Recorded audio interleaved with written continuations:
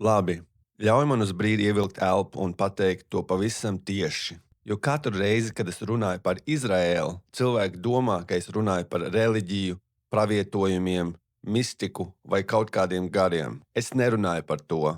Ne šovakar. Šovakar es runāju par ostām, maršrutiem un infrastruktūru. Par lietām, kas jau sen ir ieplānotas šajā gadsimtā un kuras neapturēs nekāda sašutuma vilnis. Cilvēki patstāvīgi mēģina skatīties uz Izraēlu kā uz morāles jautājumu, kā uz demokrātiju grūtībās, kā uz tautu aplenkumā, kā uz reliģisku valsti, kas cīnās par izdzīvošanu. Tā ir reliģiska un emocionāla valoda, uzlikta virsū ļoti augstai 21. gadsimta loģistikas sistēmai. Izraēla šajā stāstā nav parasta valsts. Tā ir vadības punkts. Un, ja tu uz to skaties kā uz vadības punktu, nevis kā uz nāciju, tad klusēšana, atturēšanās un diplomātiskā vilcināšanās pēkšņi kļūst saprotama. Ne emocionāli, ne ētiski, bet sistemātiski. Tāpēc ļauj man to izskaidrot lēni. 20. gadsimts balstījās uz Suecas kanālu. 21. gadsimts balstīsies uz Ben-Guriona kanālu.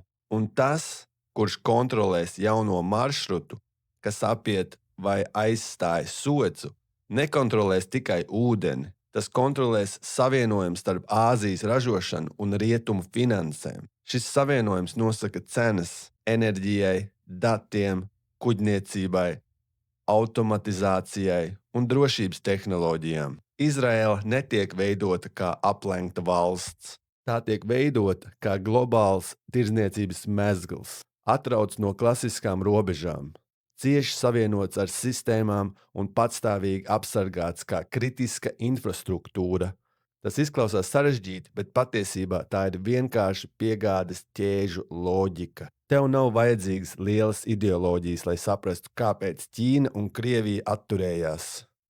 Tev nav vajadzīgas reliģiskas sazvērstības, lai saprastu, kāpēc Persijas līča valstis klusē. Vajag tikai vienu teikumu. Šis koridors kapitālam ir svarīgāks nekā Gaza sirdsapziņai. Es to nesaku ar nežēlību. Es to saku precīzi. Jo kamēr tu nesaproti, kā kapitāls skatās uz Izraēlu, tu turpinās domāt, ka šis gadsimts ir morāla traģēdija, lai gan patiesībā tas ir infrastruktūras maiņas process. Es to atkārtošu vēlreiz, lēni. Izraēla netiek saglabāta pagātnes dēļ. Tā tiek saglabāta maršruta dēļ. Ben-Guriona kanāls, Haifas ostas, Persijas līča nauda un Āzijas darba spēks kopā veido vērtīgāko tirdzniecības ceļu, kopš Briti pārņēma Ēģipti, lai kontrolētu Suecu. Tas nav par reliģiju. Tas ir par nākamajiem 70 gadiem pasaules tirdzniecībā. Jā, jūs teiksiet, bet kā ar demokrātiju, kā ar genocīdu, kā ar likumiem, normām, ANO un pasaules sašutumu? Tas viss ir reāls, bet tas vairs neko neaptur, jo sirdsapziņas laikmets beidzās brīdī, kad kapitāls pārstāja būt piesaistīts valstīm. Brīdī, kad piekļuve ostām kļuva svarīgāk par sabiedrisko viedokli, kad novērošanas tehnoloģija līgums sāk maksāt vairāk nekā cilvēku dzīvības, kad rekonstrukcijas peļņa tika aprēķināta vēl pirms iznīcināšana bija beigusies. Es zinu, ka daudziem nepatīk, kad es runāju šādi, kad es noņemu romantiku no ģeopolitikas un parādu grāmatvedību zem himnām. Bet kādam tas ir jādara, tāpēc pateikšu pavisam skaidri.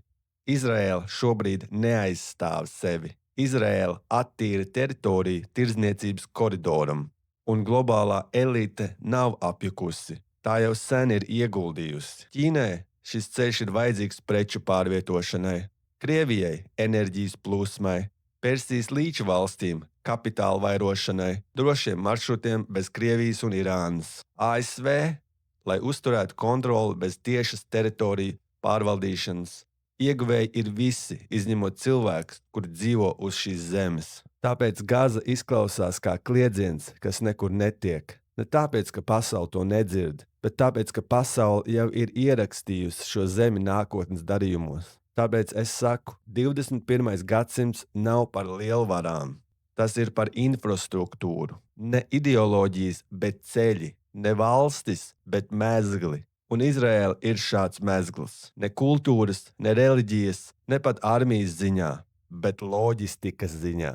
Šis koridors nepārvietos tikai kuģus. Tas pārvietos uzraudzības sistēmas, automatizāciju, darba spēku, ūdens projektus un digitālo pārvaldību bez robežām. Ko tas nozīmē vienkāršā valodā? Tas nozīmē, ka Izraēla vairs nebūs parasta valsts. Tā kļūs par centra punktu nākamajai tirdzniecības sistēmai. Un šai sistēmai nebūs karoga, tai būs līgumi. Pasaule nav apjukusi. Tā ir klusi vienojusies. Ķīna redz ceļus, nevis reliģiju, Krievija redz maršrutus, nevis ētiku, Persijas līcis redz piekļuvi naudai. Tas ir viss. Jā, šeit ir arī simboli, mīti un stāsti. Tie vienmēr parādās, kad šis reģions kļūst par impēriju centru. Bet šie stāsti ir tikai aizseks, kamēr tiek lietas betons. Daži no jums grib, lai es dusmojos, nosodu, kliedzu.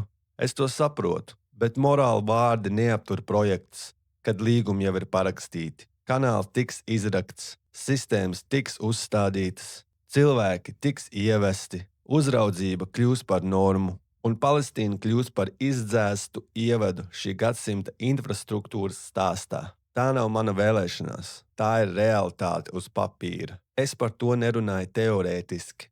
Es uzaugu šīs impērijas skolā, es mācījos tās stāstus, un tikai tad, kad no tās attālinājos, es sāku redzēt skaidri. Ja es būtu palicis Rietumu akadēmijā vai mēdījos, es to visu sauktu par progresu un nepieciešamību. Es būtu kļuvis par vēl vienu balsi, kas nomierina sirdsapziņu. Distance man deva skaidrību, tāpēc noslēgšu pavisam tieši. Šausmas Gazā nav sistēmas kļūda. Tās ir nosacījums nākamajai sistēmai. Tas skan nežēlīgi, bet tas ir patiesi. Tev nav jāpiekrīt, tev nav jāatbalsta, bet tev jāpārstāj izlikties, ka pasaule gaida tavu atļauju. Tu nevari nosodīt to, ko atsakies saprast. Tu nevari pretoties tam, ko idealizē. Izraēla nav civilizāciju kara priekšējā līnija. Tā ir jūras tirdzniecības sistēmas administrācijas centrs. Ostas, nevis pravietojumi. Koridori, nevis derības. Tā ir realitāte zem himnām, zem sašutuma, zem televīzijas sērām. Tas nav pareizi, tas nav taisnīgi, bet tas jau ir uzbūvēts. Un ja tu gribi citu nākotni, tev vispirms jāsāk redzēt infrastruktūru pirms ideoloģijas, jo laiks, kad morāli valdīja pār varu, ir beidzies. Tagad valda maršruts.